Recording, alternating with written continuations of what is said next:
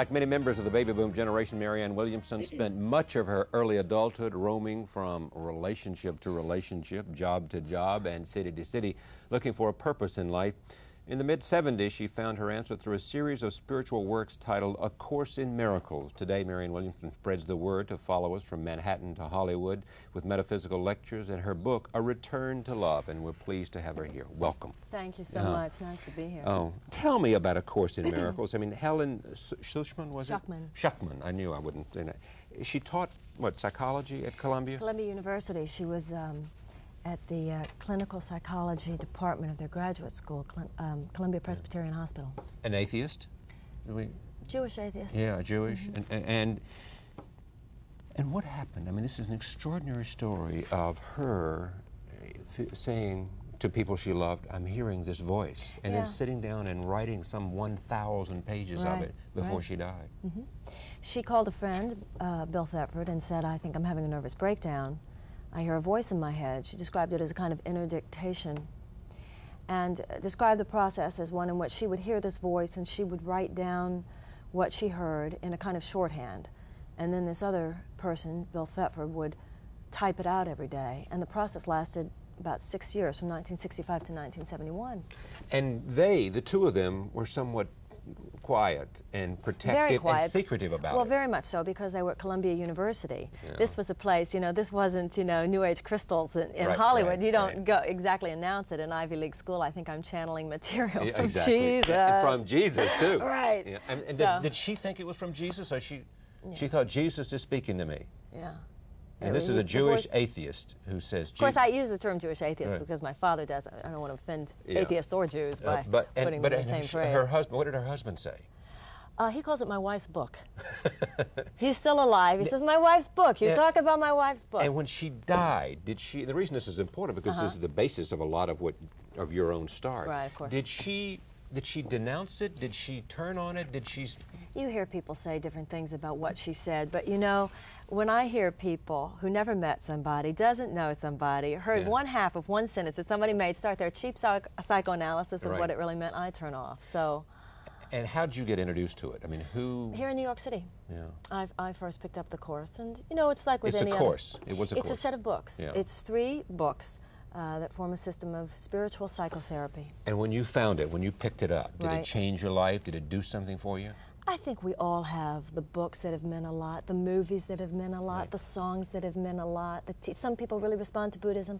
Some people say, I read the Zen, the art of Zen and the Art of Motorcycle Maintenance. Some people say Gone with the Wind changed their life. So, you know, I don't get. Okay, I'm not trying to make too big a case for it, but tell me what it said to you, because well, I had been a student of philosophy and spirituality, both academic and esoteric, for many years, as were many people that I knew and know from that time.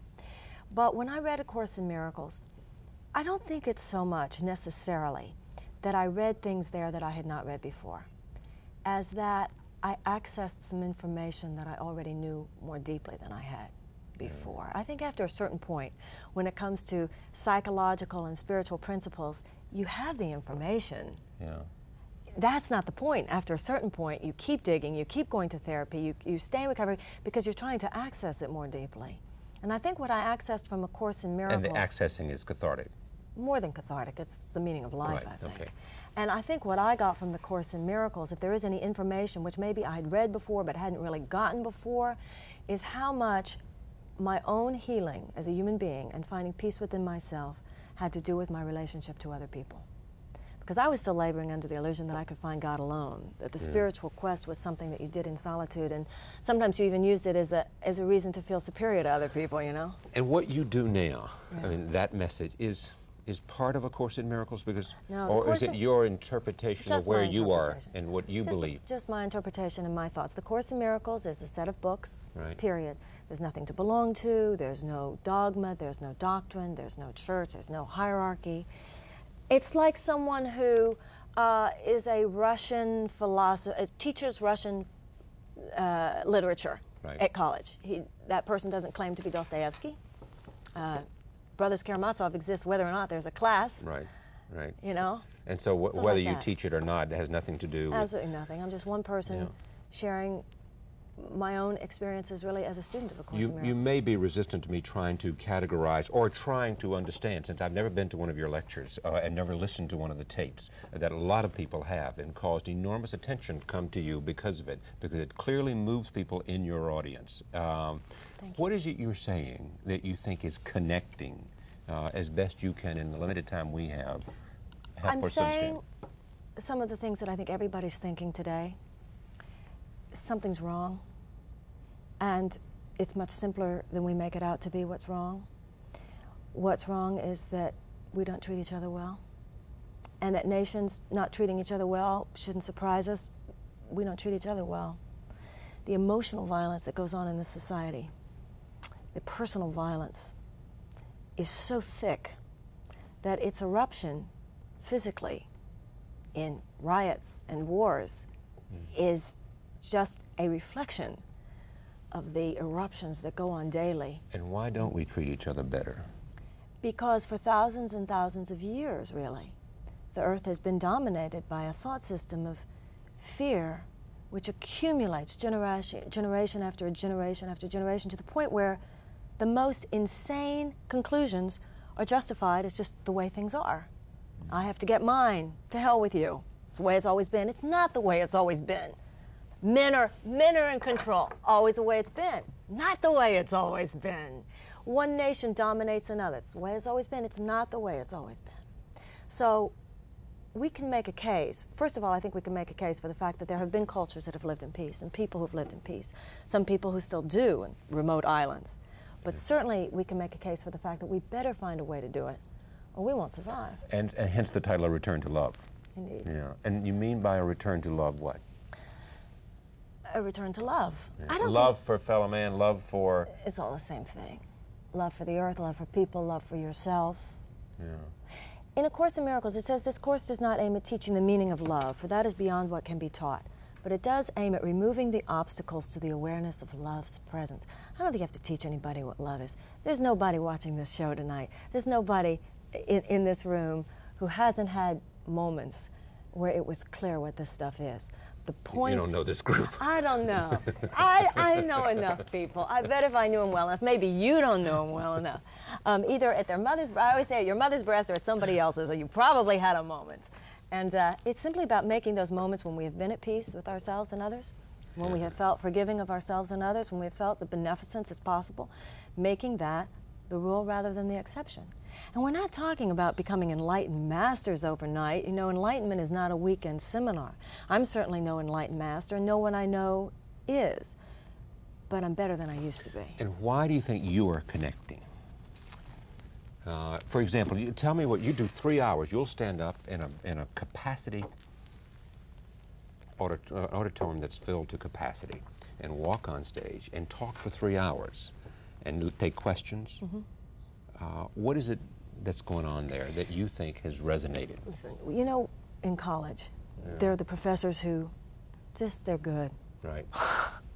There are the professors who know, and there are the professors who teach, and there's some who know and teach. Yeah, exactly. And I've been doing this for 9 years, so hopefully I've developed some craft and some talent. You know, the art of teaching is an interesting one.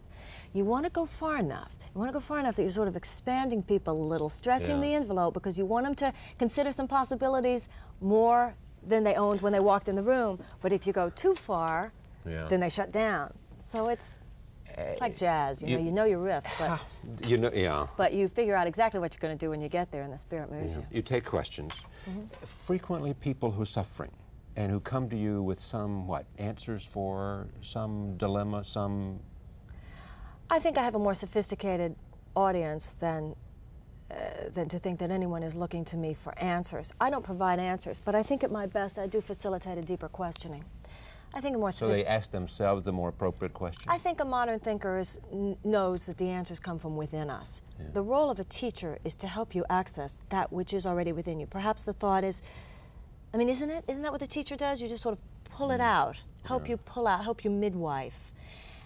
I believe that there are universal spiritual truths. I don't lecture on A Course in Miracles because I think it's the only truth. I lecture on it because it's a personal path that I know something about, since it's my own. It's just one. You know, I believe that what Buddhism says, what Christianity says, what Judaism says, I think at their core they all say the same thing. Which is? common sense. Love thy neighbor, walk with awe and wonderment and appreciation of a power greater than yourself. See innocence and beauty in others, and you shall see it more easily in yourself. And all of a sudden, one day, you'll realize you have a happy life. You know, when this began out there, I read these stories about you, and then people wanted to sort of say this is one more sort of Hollywood a place that they go from one trend to another trend to another trend, latching on to one more guru who steps forward. And you say to that? That America has so much to appreciate about California. I come from Texas, actually, but this California bashing is ridiculous. It's one of the richest resources in this nation, and they can say what they want to say, but this country needs more wisdom, not less. Thank you, please. More common sense. Thank you. It's exactly, because real wisdom is common sense. And what's the mission, as you define it now, for you? Well, you want to be real careful. I mean, I don't have any grandiose sense of a personal mission. I didn't say grandiose. I mean, you have some sense of where you want all this to go and what impact you want to have. I'm writing. I hope to be a better writer. I teach. I hope to be a better teacher. But most importantly, I think that anything we do in the world stems from who we are. So my goal is to find greater peace inside myself, to practice more deeply what I myself preach. I feel the more profound in my own life, a center and a peace that I find, I don't think you can give what you don't have. So unless you have it, you can't give it. Right. So my goal is about myself. I'm a mother. Somebody said to me the other day in an interview, he said, well, you're playing on such a grand scale. And I said, oh, you mean because I had a baby? I mean, to me, being a mother, affecting one person, doesn't matter what you do. It matters the space you do it from. If I have a goal, it's just to get deeper and deeper inside, and then the rest just follows from there. Marianne Williamson, Return to Love. Thank you. Thank you very much. Pleasure to have you here. We thank you for joining us tonight. Tomorrow night, former Assistant Secretary of State for East Asian and Pacific Affairs, Richard Holbrooke, charts and talks about what's going on in Cambodia and looks at some of the options for that country that has suffered so much because of the Holocaust that took place there. See you tomorrow night.